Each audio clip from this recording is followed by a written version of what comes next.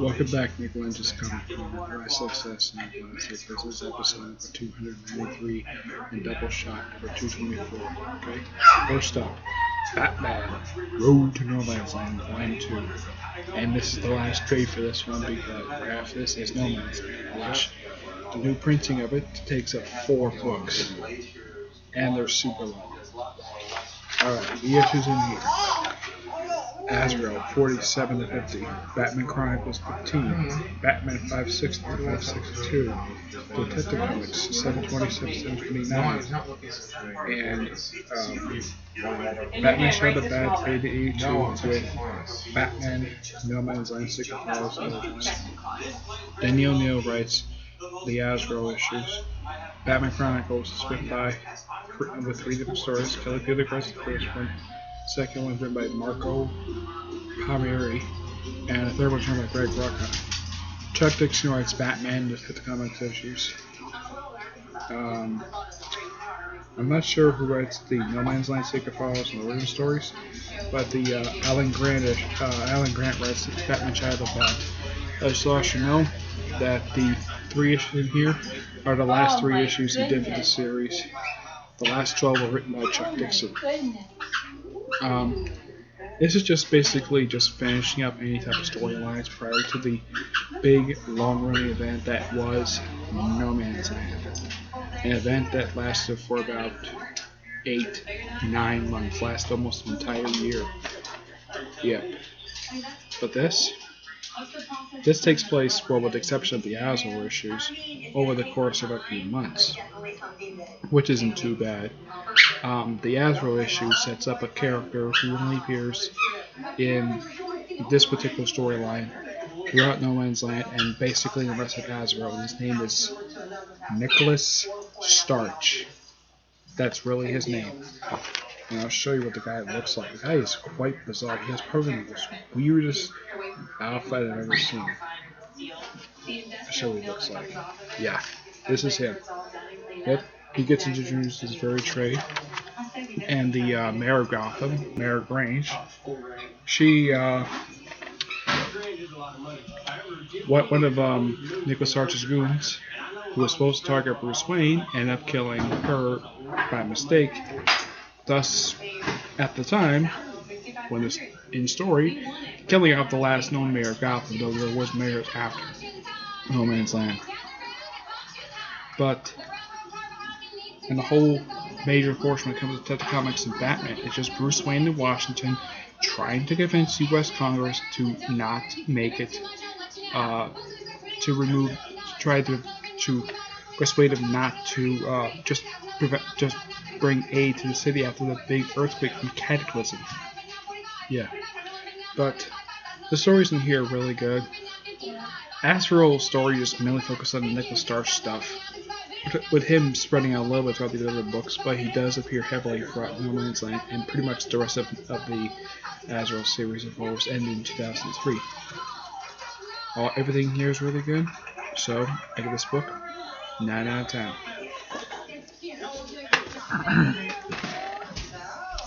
Next up is Batman and Robin Eternal, Volume 2. It contains issues 13 and 26 with 7 different writers.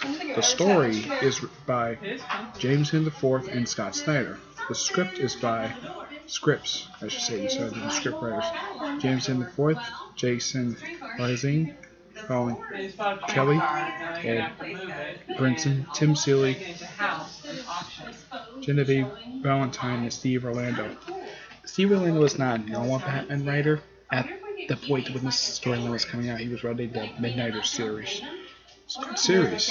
And there was 12 issues. Now there are a bunch of artists in here. Steve Ian, Christian Deuce, Tony S. Daniel, Roger Robinson, Marco Tigueria, Fernando Blanco, Gordon Suzuka, Paul Pletter, Tony Cordellos, Wayne Flucher, Sadhu Flora, Andrea Metu, Raj Anite, Geraldo Borges, Alvarado Martinez, Raul Fernandez, Javier Pina, Carlo Pagani, Igor Viggiano, Jason Paz, and Mark Deering. Yeah. The cover is done by Tony Espino. Show up some of this wonderful artwork that these collective artists do.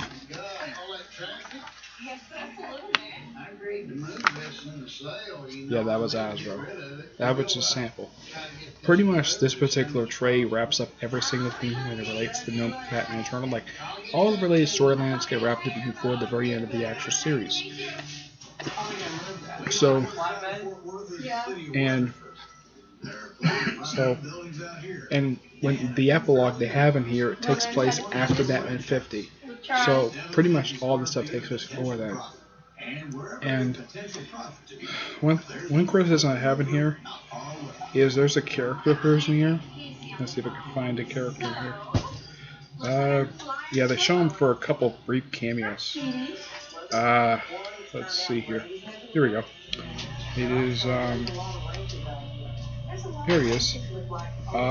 Talent. Making his first appearance in a year. And along with people helping take down the orphans stuff. Like, one area is in Gotham, which is done by quote-unquote Batman, and the other quote-unquote Robin. Damien's in London. Batwoman's in Dubai. Batgirl's in Paris. Metro and Spiral, Bulgaria. Black Canary's in Mexico City. Katana is in Kuala Lumpur, I think that's how you pronounce it. Catwoman's in Sydney, Australia. Talon is in Shanghai, and Spoiler is in Tokyo. Yep, another character appears in here who appeared at the beginning for a few issues, then she's not seen much after that. She shows us toward the very end, which I do like the fact that they put her in.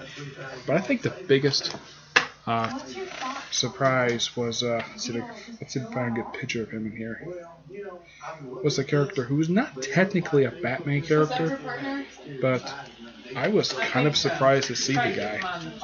And Grayson, people said like, "Oh crap, it's him." Yeah, they were going nuts seeing this guy. Midnighter from Stormwatch. Yep, who at this point was having his own ongoing series, which was ending. It was a nice slow addition to this particular storyline. Heck, whatever he is at the time, I was surprised to see him. But, yeah, he contributes a good portion of the story, though his real name was never revealed, because apparently, according to the Guard and the organization he works for, they pretty much wiped his entire life out. And pretty much he's just Midnighter. Heck, there's a joke in here that refers to him as a gay Batman. Yeah. Colin Rowe, Harper Rowe's brother, refers to him as that. But pretty much in the epilogue of the story, before the end, Mother and David Kane, yes, David Kane, who is the orphan, they apparently fall into the volcano and they're never seen again. Cassandra Kane becomes the new orphan. Harper Rowe goes to the Gotham Technical Institute. Spoiler sticks around. And I do like the fact that Batman himself is wearing the costume that he wore. I love this page. And I love the fact that he's actually wearing this costume, which keeps in good continuity. Now, there are some praises and kind of mild negatives for this entire series. One, there's not like 20 different storylines going on at the same time like Batman Eternal did. That's one thing that people criticize Batman Eternal for, having way too much story going on. There's a few different storylines. There's the flashback stuff. Wow. There's stuff with Mother. And sort of a minor plot line dealing with Jason Todd and Tim Drake, who was Red Robin, going after Azrael. And despite the fact, Duke is in the story, in these issues, it's reduced to a cameo. and pretty much the characters who get a bunch of spotlight, gets a bunch of character development. This entire storyline is just decorate. It just pretty much the original 3 Robins. They even get a little bit development along with Cassandra Cain and Harper Row.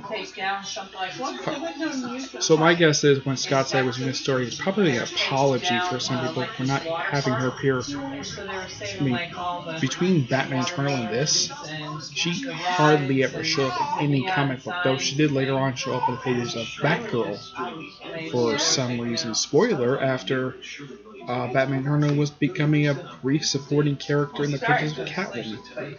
And she got dumped over on Batgirl for her being actually for when it was being launched. Overall, the issues in here are really good, and the whole series is really good. I give the issues in here a 9 out of 10, and I give the whole series a 9.5 out of 10. It's just awesome. Alright, that's it for this episode. Stay tuned for the next episode, which will be episode 294 and Doubleshot 225. Okay, until then, see you there. Bye.